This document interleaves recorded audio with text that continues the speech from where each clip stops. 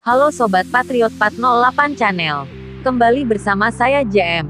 Dan pada kesempatan kali ini, gua akan ngebahas alur film yang berjudul Man from the River, yang merupakan film yang bergenre eksploitasi, yang dirilis di Australia pada tahun 1972. Film ini nyeritain tentang seorang fotografer dari Inggris, yang lagi tur ke Thailand, dan akhirnya terjebak di antara suku kanibal, yang malah membuatnya bisa menikmati hidup jauh lebih baik. Sebelum kalian nonton film ini, jangan lupa subscribe channel kita ya sobat, supaya kalian nggak ketinggalan video-video dari kita selanjutnya. Langsung saja, bersama gua JM, selamat datang di Patriot 408 Channel.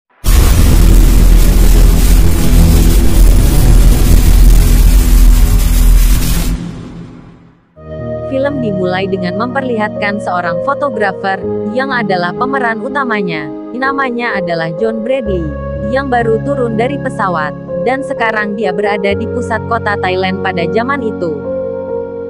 Dia terus-terusan nelusurin wilayah sana, mulai naik perahu sampai jalan kaki, sambil nyuri-nyuri waktu, buat ngambil foto pas dapat view yang bagus. Nggak lupa Bradley juga ngambil foto dari adat sana, dan kita dikasih tahu tentang suku kanibal yang masih hidup di perbatasan. Dan film ini dibuat dari kisah nyata, dan diberi sedikit bumbu cerita. Lalu, scene berpindah pada Bradley, yang lagi asik nonton tinju. Tapi, teman ceweknya nggak suka di sana. Lalu ada bapak-bapak yang ngegoda si cewek, dan seperti sugar daddy pada umumnya, teman cewek Bradley pun langsung gas pergi dari ring tinju itu, dan jalan sama om-om itu. Setelah pertandingan selesai, baru Bradley tahu kalau temannya udah hilang dari sana. Dan tiba-tiba sugar daddy itu sengaja nubruk Bradley, dan ngancam pakai pisau. Sebagai warga negara barat, yang menjunjung tinggi bela diri pun, Bradley langsung muter balik keadaan, dan enggak sengaja membunuh sugar daddy itu. Lalu dia langsung kabur dari sana. Berlanjut pada Bradley yang akhirnya ngelilingin Thailand pakai kereta, sambil nyari view yang bagus. Dan dia pun takut dicek sama polisi, yang akhirnya, dia pura-pura tidur. Pas udah nyampe, Bradley turun, dan ternyata, dia udah nyewa tour guide lokal, yang namanya Chuan. Mereka pun memulai trip ke daerah perbatasan, yang tepatnya kayak sungai-sungai gitu. Tapi, buat sampai ke sana, Bradley dan Chuan mesti naik motor, karena jaraknya masih terlalu jauh.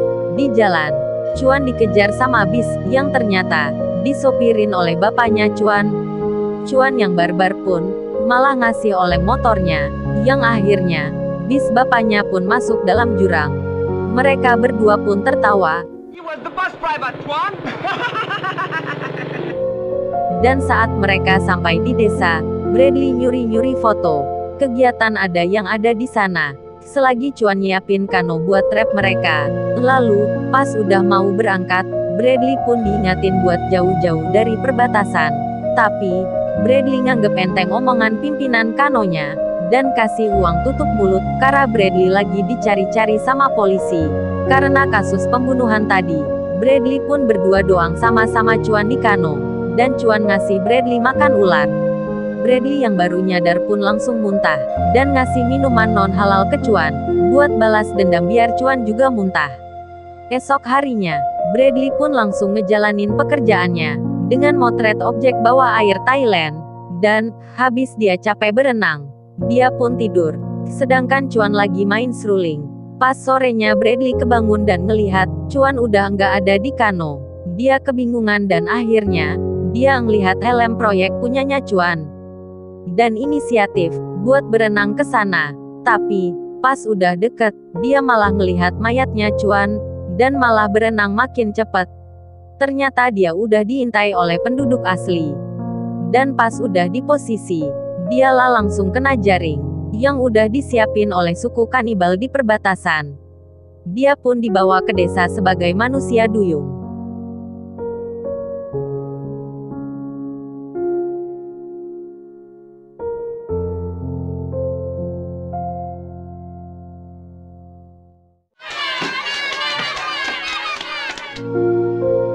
Keesokan harinya, Bradley mulai hari dengan pemandangan enggak enak, yaitu dia melihat dua orang dari suku Kukuru yang lagi dieksekusi karena habis ngelakuin perlawanan dan akhirnya ketangkap.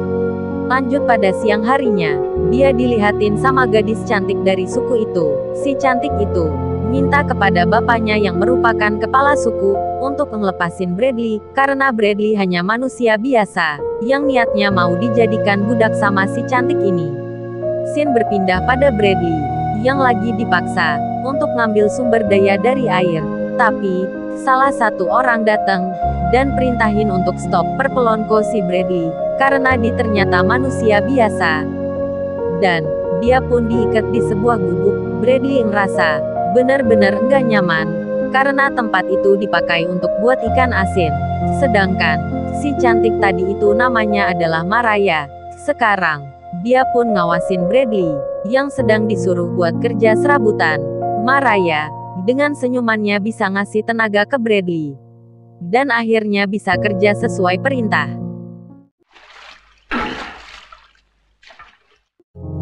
Pas istirahat makan siang, Maraya nemuin Bradley yang diikat lagi di gubuk itu. Dia pun bawain makan, tapi Bradley enggak mau makan itu dan malah gigit tangannya Maraya. Maraya pun kepikiran sama Bradley terus-terusan. Sedangkan si wanita tua nyamperin Bradley, ternyata bisa bahasa Inggris. Dia ngasih tahu Bradley kalau hari ini ada perayaan dan kalau mau kabur, tunggu sebentar. Dia juga cerita kalau dia bisa bahasa Inggris karena diajarin misionaris yang pada zaman dulu datang ke sukunya. Setelah itu, Bradley pun dilepasin sama orang-orang suruhan kepala suku. Dia pun keliling-keliling dan melihat pemandangan mantap, yaitu si Maraya dan teman-temannya lagi mandi. Dan pas itu juga ada helikopter yang lewat, yang bikin penduduk asli itu langsung kabur dan bersembunyi. Dan Bradley malah manggil-manggil minta bantuan.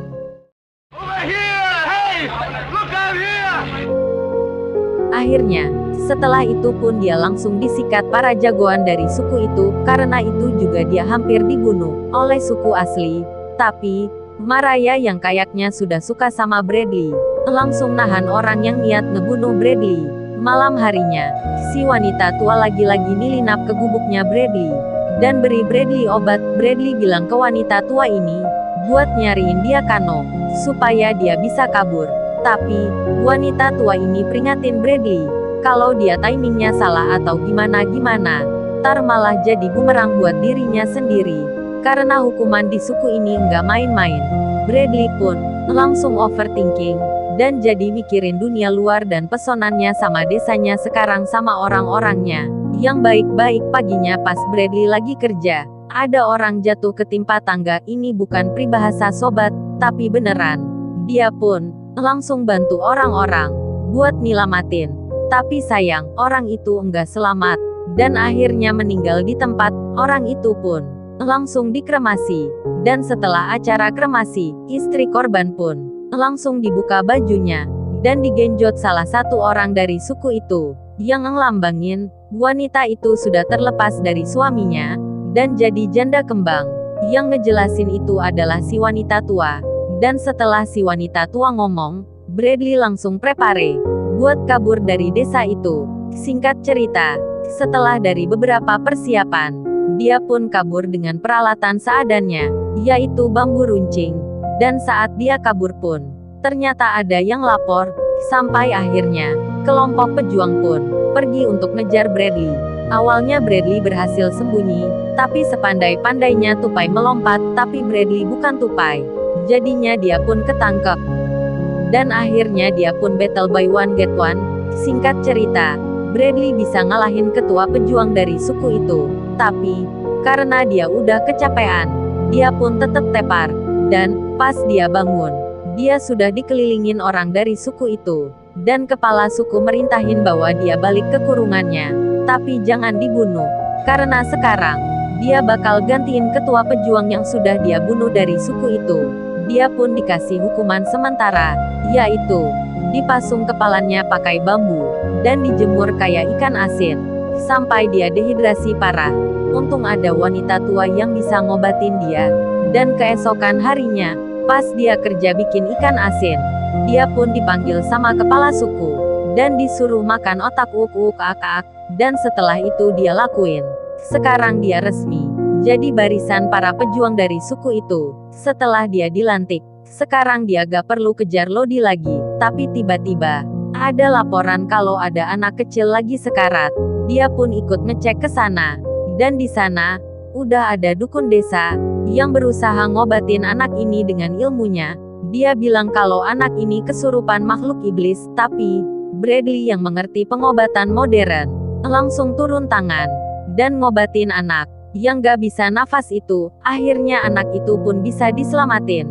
Kepala suku makin seneng sama dia, sedangkan dukun desa sedang ilfil karena iri. Keesokan harinya pun, dia ngadain sayembara para pejuang untuk dapetin Maraya jadi istrinya. Singkat cerita, Bradley bisa ngambil bunga yang ada di tangannya Maraya, dan kini mereka pun menikah. Mereka berdua kelihatan sangat senang, sampai mereka terus kejar-kejaran dan ngelakuin panggilan budaya outdoor. Dukun desa yang enggak seneng pun ngasih yang aneh-aneh lewat goib ke Maraya dan Bradley. Sedangkan Bradley sama Maraya bener-bener romantis.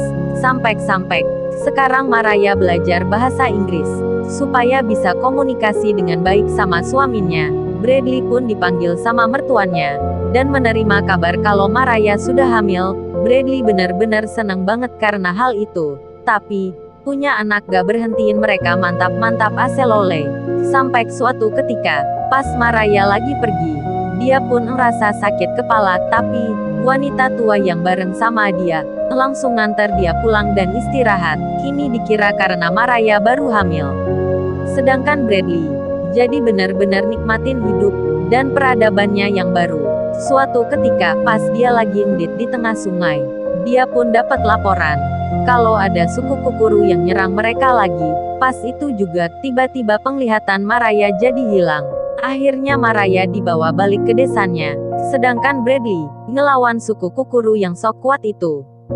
Setelah ngasih pelajaran ke Kukuru, dia pun pulang dan nemuin istrinya divonis buta total. Pas itu Bradley dapat ide buat bawa Maraya keluar dari desa itu dan pergi ke Bangkok, biar bisa dapat pengobatan yang lebih maksimal. Mereka pun kabur pakai kano dan dibantu wanita tua si guru Inggris. Sampai akhirnya mereka ketangkep lagi. Maraya dan Bradley pun pasrah sekarang. Dan singkat cerita, sekarang masa bersalin. Di saat itu juga, suku Kukuru nyerang desa mereka, yang akhirnya membunuh dukun jahanam itu. Maraya pun mengungsi biar bisa bersalin. Tapi setelah anak laki-lakinya lahir, Maraya malah sekarat. Akhirnya, setelah nyoba segala cara, Maraya yakin dia bakalan mati. Yang akhirnya, dia minta disatuin sama Bradley selamanya. Bapaknya pun langsung mulai ritual penggabungan darah. Dan setelah itu, Maraya pun meninggalkan Bradley untuk selamanya. Bradley pun pergi untuk merenung dan mengenang istrinya yang kembang desa itu. Tapi dia nggak larut dengan kesedihannya. Dan setelah itu, dia langsung perintahin desa buat kerja lagi. Karena kehidupan akan selalu berlanjut. Film pun tamat. Ending yang sangat santun. Terima kasih telah nonton video ini. Dan jangan lupa teman, nyalakan lonceng agar kalian tidak ketinggalan video dari kita selanjutnya.